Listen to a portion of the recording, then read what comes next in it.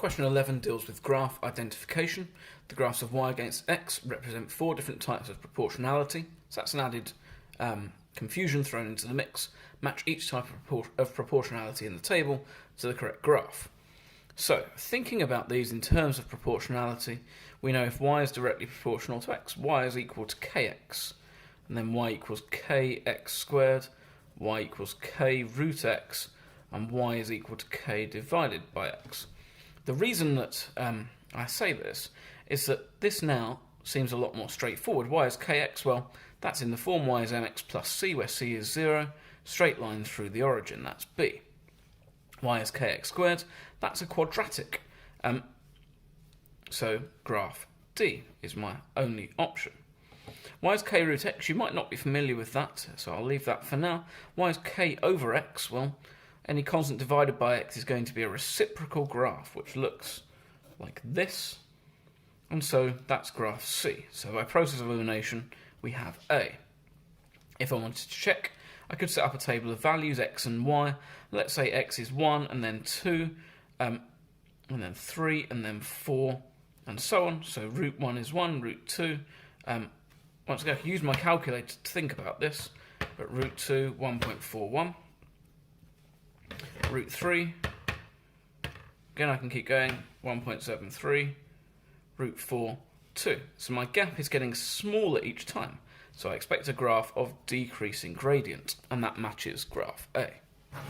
I could do that approach for all of these if I needed to, but hopefully I don't. Question 12, the dreaded histogram question. A histogram is a graph where the area of the bars is what indicates the frequency, not the height of the bars. And indeed, they've been very nice and labelled frequency density for you so that you don't forget. So we need to work out our frequency density. Our frequency density is equal to our frequency divided by our width of class, our class width. So, in this case, that's going to be 6 divided by 5. 0 to 5 is a width of 5, frequency is 6, 1.2. This is going to be 21 divided by 10, 2.1, 33 divided by 15, so 2.2. 16 divided by 10, so 1.6, and 8 divided by 20, so 0.4. So I need to choose a sensible scale for my frequency density. Now, lots of you made your lives much harder than it needed to be by going up, for example, 5 squares is equal to 0.4. I'm just going to go 5 squares is equal to 0.5, because it will make my life an awful lot easier when actually plotting this graph. Now, I'm using more than half of my axes here, so it's absolutely fine. Between 0 and 5, my frequency density, that's crossed out, is 1.2. So I find 1.2, and I draw, once again using a ruler in the real exam, I draw my bar. Then I need 2.1, so I'm going up to 2.1, so 1.5, 1, 2, 5. So I've put my 2 in a slightly misleading place. That's very common in the exam. So 2.1, and I make sure I'm going all the way along to 15 before I drop back down.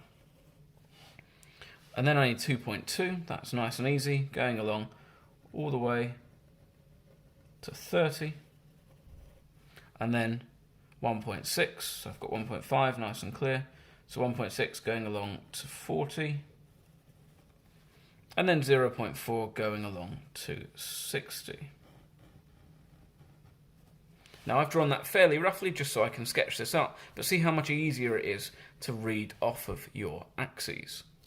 Work out an estimate for the number of customers who spent 20 minutes or less in the cafe. Well, if I look, what that is going to be this area here. So everyone below this line at 20. Now there are a number of ways to do this. I already know the area of this is 6 and the area of this is 21. So I could work that out, 1.2.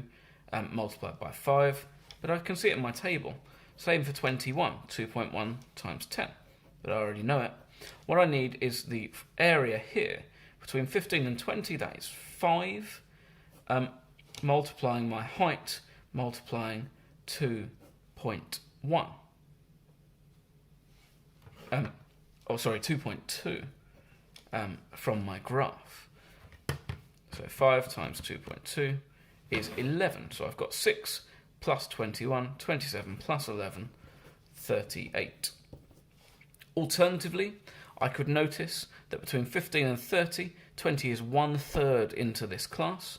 So 1/3 of 33 is 11. 6 plus 21 plus 11 is 38. Either method just as valid. And that's another couple of questions sorted.